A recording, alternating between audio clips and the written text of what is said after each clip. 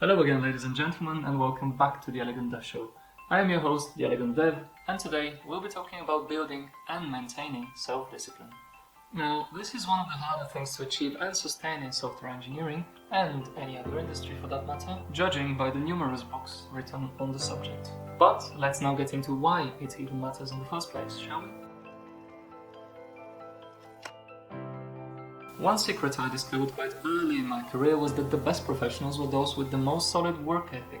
The ones who, even when the going got really tough, remained calm, focused and resolute. They never complained and always had the right attitude towards the situation, however difficult it got. They're the people who start early, get right to work, and get more done by noon than most people achieve throughout the entire day. But how do they do it? I think they've simply imposed constraints on the amount of time they waste while they're on the clock. And it's these constraints that let them attain freedom from a certain point of view. So how do we go about attaining that exactly? To answer the question, you don't. At least not directly. Seek freedom and become captive of your desires. Seek discipline and find your liberty. Frank Herbert. Because at the end of the day, discipline and focus are the main ingredients for success in just about anything. Yeah, I think we can call it a day now. Thanks for watching, I'll see you next time. Jokes aside, your ability to maintain discipline and focus will set you apart from the vast majority of people. It will ensure you go the extra mile when you simply must, and it will eventually make you free. Now, the math here isn't exactly complicated. The more time you spend at work actually working, the more you will achieve. And do it more quickly than people who simply waste their time. And what's stopping you at that point from calling it a day and then working on a side hustle, or simply enjoying the rest of your workday? Now, I'm not saying you should focus on work to the detriment of all else and suddenly stop talking to your colleagues, for example. My point is, there is probably something else you should stop doing. Now, how shall I put it exactly? Okay, let me ask you this.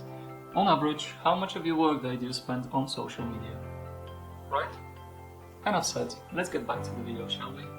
Take a moment to consider the following. We live in a very results-oriented world. And achieving those results more quickly will bring you more promotions and pay raises or free time. Or, ideally, both. But above all else, you should be consistent in your efforts. Never let past successes make you overconfident. Because every new day and problem and situation is a challenge to our willpower and resilience. We're always being tested. And it's easier to fail than you think. Now, my next point for this video is we need to be more disciplined as a team. Even when it's just you, it's vital to maintain discipline. But when others are depending on you, it's even more important. Because the extent to which we're influenced by others is very often understated. After all, we are the direct result of our environments to a much greater degree than we like to admit. And because of that, I believe we should try to help each other more. Help each other be better, more productive, more disciplined, together as a team. Find a group of people who challenge and inspire you.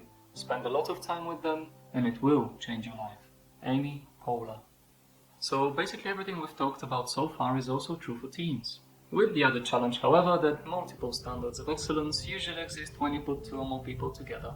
But adding constraints, creating rules, relying on best practices, conventions and standard procedures, doing that removes friction, it allows teams to perform at previously unattainable, even unimaginable levels. And the best thing is, anyone on the team can actually initiate this process. So if you see potential for improvement in your team, even if you're not the official leader, go for it. You might be surprised how well it will be received and how much it will pay off in the long run. Finally, I do believe that all the efforts, the pain, the intense focus, the long hours, all of that's worth it if you build an amazing team. Because a lone individual, no matter how brilliant, will always be outshone by an organized and dedicated group of good people focused on a common goal.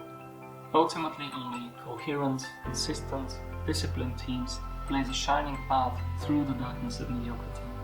Striving to be better and better day after day, seeking excellence in everything you collectively do. This will not only earn you the respect of others, but ensure their lasting trust in your abilities. And best of all, it will win you the freedom to set the direction yourself. And with that said, ladies and gentlemen, this will be all for this episode of the Elegant Dev Show. But if you found this video useful, feel free to leave a comment down below, smash the like button if you feel like it, and check out my other videos. Also, subscribe if you haven't already, and make sure to hit the notification bell if you want YouTube to let you know when I release the next one. Thank you all for watching, and remember, stay elegant, exceptional, and extremely professional. I will see you next time.